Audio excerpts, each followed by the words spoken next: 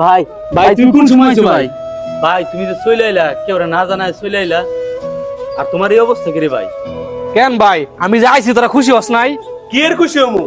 লাখ লাখ কে রে হুন্ডারে তেল ভরবো আমি, টিয়া পয়সা কিচ্ছু নাই গা। তুমি হঠাৎ করে বাইতে বলছো, আমি চলবো কেমনে? কি কস ভাই, এত বছর বিদেশ করলাম তোদের জন্য।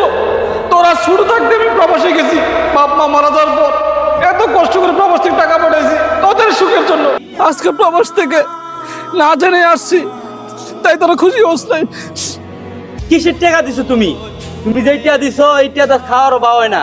আর এগুলো যাই দেখতেছো এগুলো আমার আর রিফাতের পরিশ্রমের কামাই। তুমি যে বাপের জমি বন্ধক দিয়ে বিদেশ গেছো ওই জমি আর মতো ছুটাইতে পারছি না। কি কস ভাই, এত বছর বিদেশ করলাম আজ তোরা বলছ আমি কিছুই দেই নাই। কয় টিয়া দিছো তুমি? তুমি যেই টিয়া দিছো বিদেশটা, আমির ভাইয়ের লাগে শুরু একটা কর আর আমার লাগে শুরু একটা কর করছি, আর কোনো টিয়া পয়সা আমার কাছে নাই গা। বাবা তুমি আনতে গা। আমির ছোট ভাইতে কি কইতাছে? কি কইতাছে মানে? রিফাত ঠিকই কইতাছে। তুমি আবার প্রবাসে যাও, আবার টাকা কামাও, পরে বাড়ি করো। এই ভাই তোমার কোনো জায়গা নাই, তুমি বাড়ো কি কস ভাই? বাড়ো। ভাই